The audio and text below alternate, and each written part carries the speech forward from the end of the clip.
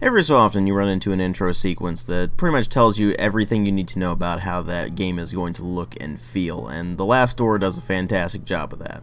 Welcome to the subject of my review for Halloween this year, The Last Door, for PC, Mac, Linux, Android, iOS, and Windows Phone. What you're seeing here is the PC version, specifically Collector's Edition, which is both for Season 1 and Season 2 here. And in case you're wondering what the difference there is, this is basically the slightly enhanced edition that they released for Steam and GOG. This is an episodic point-and-click adventure horror game developed by the Game Kitchen that was released between 2013 and 2016. It's an episodic series that lasted for 2 seasons thus far. And as of the last episode of Season 2, it's actually a complete experience now. So I figured it was a great time to take a look at this thing, considering the time of year it is, with it being Halloween right now. And with the final episode being released earlier this year, the timing couldn't really have been much better. But the thing that drew me to the game in the first place is that it is generally considered to be a, quote, love letter to Lovecraft, unquote. Although it does throw in a few other influences, namely from the likes of Edgar Allan Poe. So with inspiration from 2 of my favorite horror authors, and it being a point-and-click adventure game, which is of course one of my primary gaming genres, you'd think this would be right up my alley, right?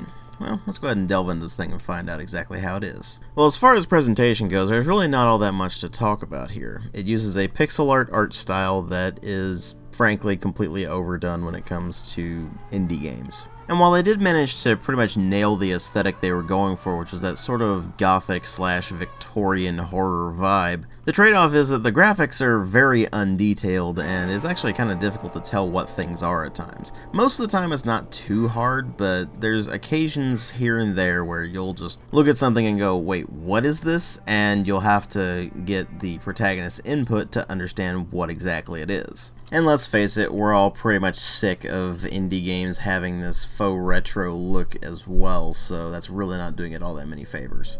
But what helps the visuals out is that they managed to actually pack quite a lot of atmosphere into the game just from the look alone, which is pretty impressive considering how lo-fi it is. And this is helped tremendously by the fantastic soundtrack as well as the excellent sound design in general. There's no voice acting in the game at all, but it uses sound effects to great effect, where every single sound is meant to convey some bit of atmosphere to the player, and if you play this thing with headphones especially, it does a very good job of that. The music was done by Carlos Viola, and while it does have some mixing issues here and there, for the most part, it's actually a pretty fantastic soundtrack for the source material. I mean, I hope that bit that I showed you from the intro gives you a really good idea of how the soundtrack interfaces with the game itself, but it's more than just the intro sequences. When you're actually in the middle of the game proper, the soundtrack is extremely fitting for what's going on and really does help to give quite a strong sense of atmosphere. Which is a good thing because atmospheric horror is really the only kind of horror that's actually good.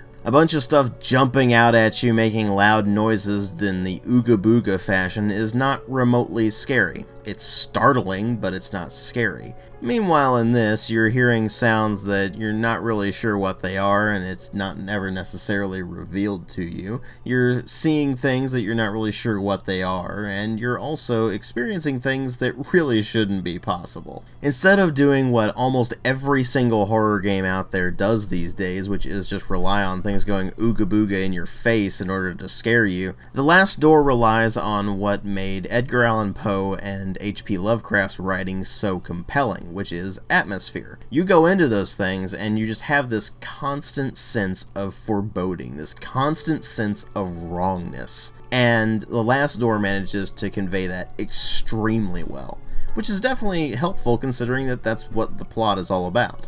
The plot concerns a letter that was sent to Jeremiah Devitt by his old friend Anthony Beechworth, telling him something incredibly vague, but that obviously means something is horribly, horribly wrong. So of course, Jeremiah goes to investigate and see what has happened to his friend, only to find that things are definitely very, very wrong, and the rest of the game is basically spent finding out exactly how wrong it is, what that wrongness actually is, and how to deal with said wrongness. Throughout Season 1 especially, there is this constant sense of mystery that you just never really know exactly where things are going, and you're just very curious to find out. And with Season 1's ending being a cliffhanger, they set it up extremely well to expand upon the mystery and explain a few things, but not necessarily everything, in Season 2. And that's exactly what they did. The problem with Season 2 isn't so much that it's treading over old ground or anything like that. It's that for all of the build-up that they did in Season 1 and throughout most of Season 2,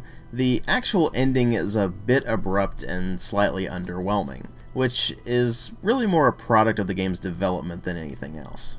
To put it simply, the developers just had some pretty severe budget constraints, so there's only so much they could have done with Season 2's ending to begin with. What they ultimately opted to do was to just wrap up the whole story, but it kind of wraps up all in one episode at the end there, and it feels like there's quite a lot that they still could have covered, and at the same time, the explanations they give just feel incredibly rushed. But here's the thing, in this particular game's case, it's not the ending that's going to make or break this thing for you. It's every episode leading up to the ending. As I mentioned before, the specific combination of things they throw in there is pretty much right up my alley, so I was hooked right from the start when it comes to the story. They were doing a fantastic job of giving it that sort of H.P. Lovecraft vibe of, hey, you're meddling in powers that you don't understand, that you have absolutely no possibility of understanding, so you probably shouldn't do that.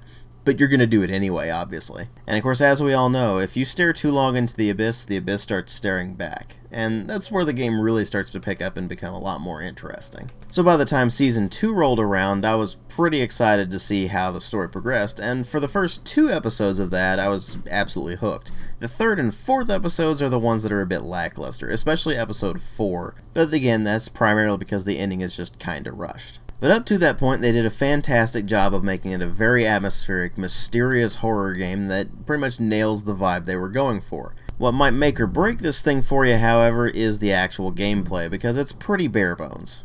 You have very limited interactions available to you. You basically just click on things and your character says, hey, this is what this is, or they will interact with it. Sometimes you'll have to use different items that you pick up throughout the course of the episodes to solve different puzzles in pretty typical adventure game fashion. Thing is, most of the puzzles are fairly easy to figure out. There's a few here and there that are a bit annoying, but that's more because they're more trial and error than anything else. And the vast majority of puzzles are pretty straightforward. They have the solutions pretty much right there for you. It's just that you need to piece together all the clues and figure out exactly how it actually assembles. And most of the time, the puzzles are interesting enough and challenging enough that you never feel like you're wasting your time with them. There are a few, however, that are just very trial and error driven, and others that just require you to basically click on everything until something starts working. So when it comes to the actual gameplay, it is a bit weak, because it is a pretty simple game. There's not really any fail state to consider. The game uses a checkpoint system that'll save constantly for you, so you can basically pick up right where you left off. Although that does get kind of annoying, because it would be nicer to be able to just save whenever you want, but unfortunately you can't do that. And all things considered, both seasons are pretty short. Each episode's going to take you maybe an hour to complete, so you're looking at right around 8 hours of gameplay across both seasons. Thing is, because of that, it doesn't really overstay its welcome, so what ends up happening is you have games that feel very properly paced. Even with the hiccups in the puzzle designs and the occasional hiccup with the story being rushed toward the end of Season 2 in particular, you have something that manages to overcome its problems and deliver a very atmospheric, Lovecraftian styled horror experience as a result. And that's to be commended, because there are so few games out there that actually have that Lovecraftian vibe. It is not something that is remotely easy to pull off, and they managed to, for the most part, pull it off. It's definitely not perfect, not by a long shot, but what you have here is something that is definitely well worth taking a look at if the Lovecraftian vibe is something you've been looking forward to, and you're into adventure games especially. If you're not somebody who's really into adventure games, then it is harder to recommend, simply because it definitely is a point-and-click adventure game at its heart.